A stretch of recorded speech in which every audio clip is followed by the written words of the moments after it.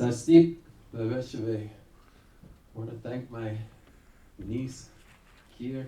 It's always an honor to be at events that you come to, and I know the commitment that you show to this. I want to thank one of their most courageous, talented people I know, Georgina Lightning, who's here. My auntie, who is a constant inspiration. My uncle, here. My nephew, Devin.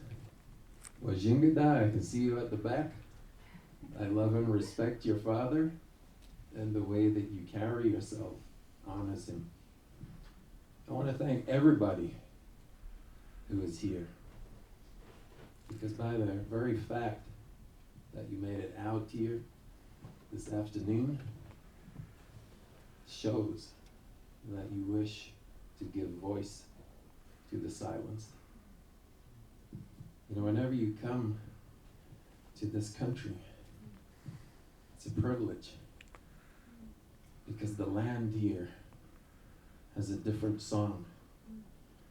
This is a song of great reverence, or so it seems to me, because the land is being imbued with ceremony for millennia.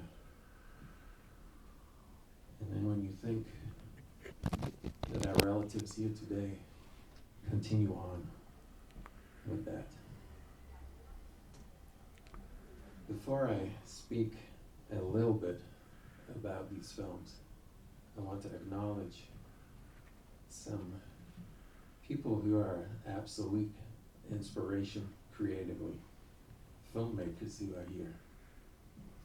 So Chris Eyre is here. And I saw Chris probably 5 years ago. We were at a Great Plains Tribal Chairmen's Association meeting. I worked for the Piikani Nation of the Blackfoot Confederacy. Long story, but we were making a presentation to get the names of a white supremacist and a war criminal removed from Yellowstone National Park. Those names, by the way, they still disgrace that holy land that they call Yellowstone today. And we were at this way before they wanted to take down Confederate monuments and change the names related to the Confederacy. Chris was there not for that purpose, because he was going to talk to the leaders there about a film project, I believe. But we had a declaration with us. He was the first person that signed that declaration. And that says something about the kind of person that he is. We have Eugene here, who's the toughest person I know, and I said that to him out there. He's a guy wearing a t-shirt, and it's like 15 degrees. And then we have Mr. Wes Studi.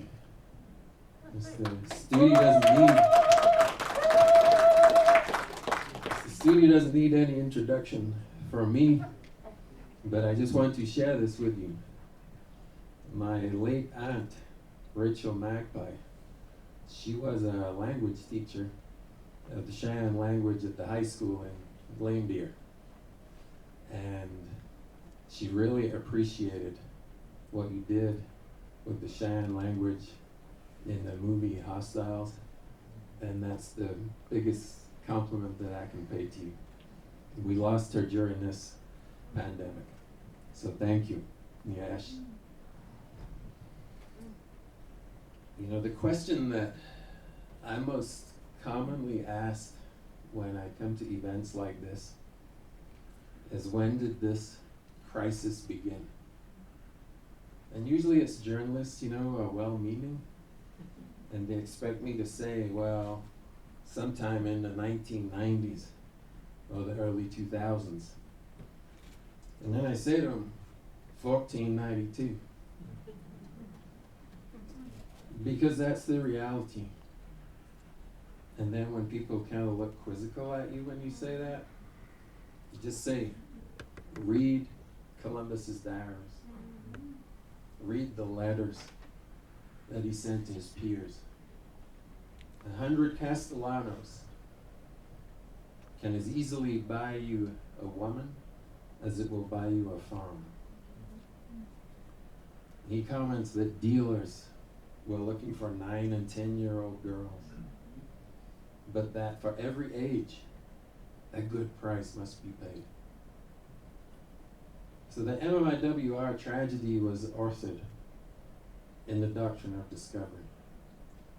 It is now time for us to author a doctrine of recovery. And that doctrine of recovery requires that we go back to the natural balance of things.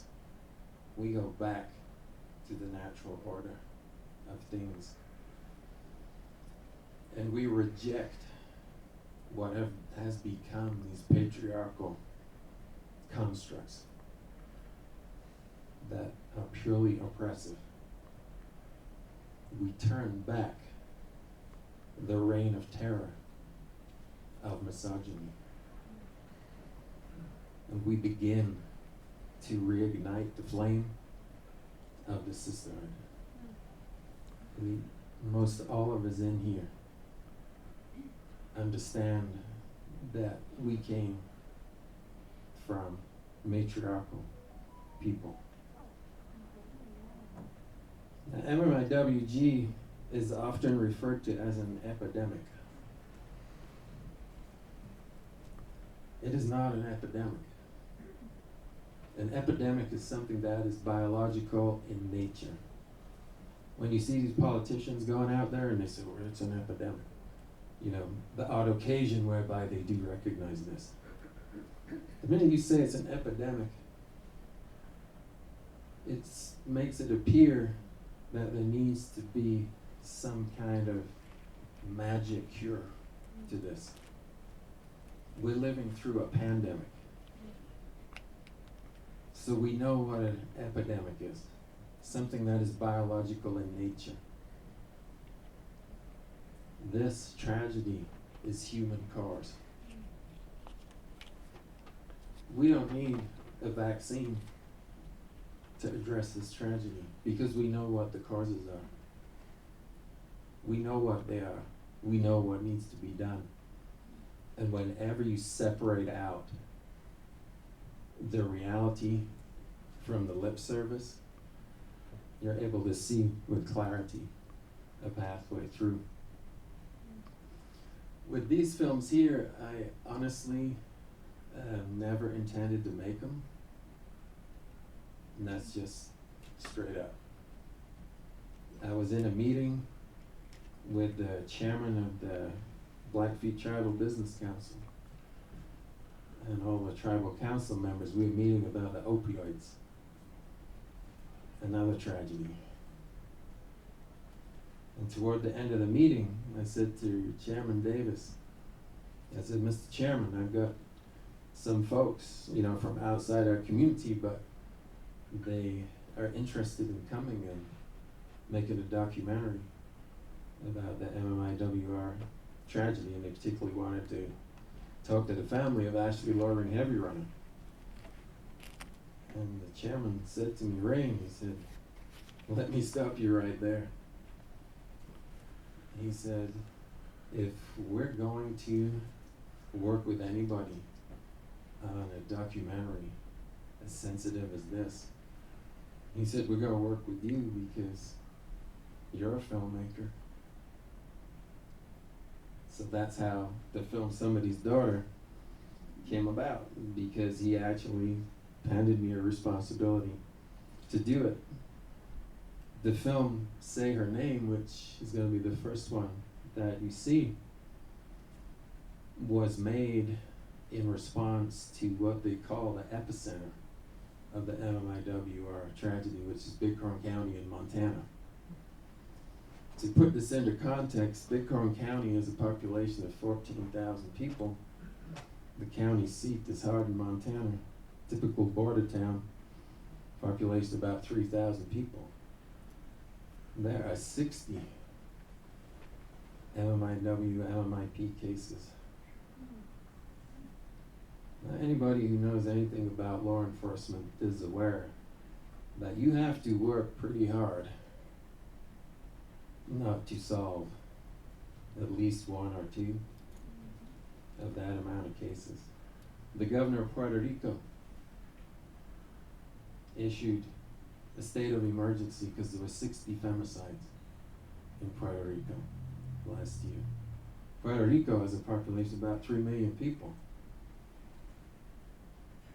So Bighorn County, this tiny county in Montana, has pretty much the equivalent. Nobody's talking about a state of emergency there.